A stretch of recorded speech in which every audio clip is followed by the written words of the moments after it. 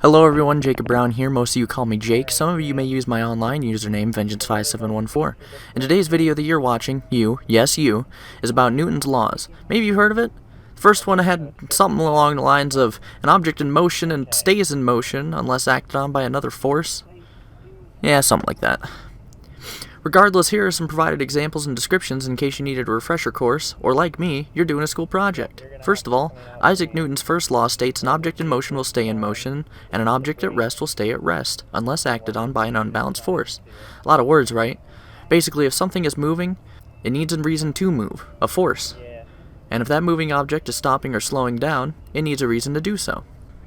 Take your car, for example. If you try to push a 1,600-pound car with your own 200-pound self and a little muscle mass, you aren't going to get too far.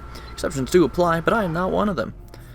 Sticking to the car analogy, say you're driving your car, like your freshly permitted host, me, and you need to slow down to half your speed, because someone thought that today would make a good day to drive their tractor from one house to the next.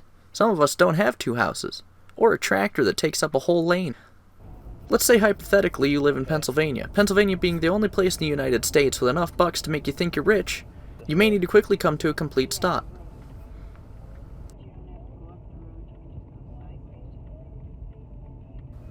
Both times when either slowing down or stopping, my car would have otherwise continued traveling. But using the force of friction with the brake system, we were able to stop or slow down, meaning that our object in motion would have stayed in motion unless acted on by said brakes. The second law made by Mr. Isaac Newton, man-dude-man-thing, states that the force of an object is equal to its mass times its acceleration. In English, that means the greater the mass of an object, the more force is needed for it to move. Let's say, for example, we take the previous clip of me trying to push a car, and then we show just how easy it is to move a car the fraction of the size. The difference speaks for itself, honestly, but it clearly took more force than I can dish out to push the real car, and barely any force from me at all to push the smaller car.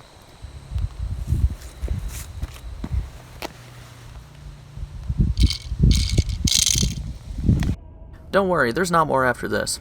Newton's third law states that the nature of a force as the result of a mutual and simultaneous interaction between an object and a second object and its surroundings. Basically, for whatever that means, it's like when you're driving and you step on the brakes because of a deer in the road, or maybe you put the pedal to the floor because you've been waiting for the traffic for a year and a half, but finally there's an opening.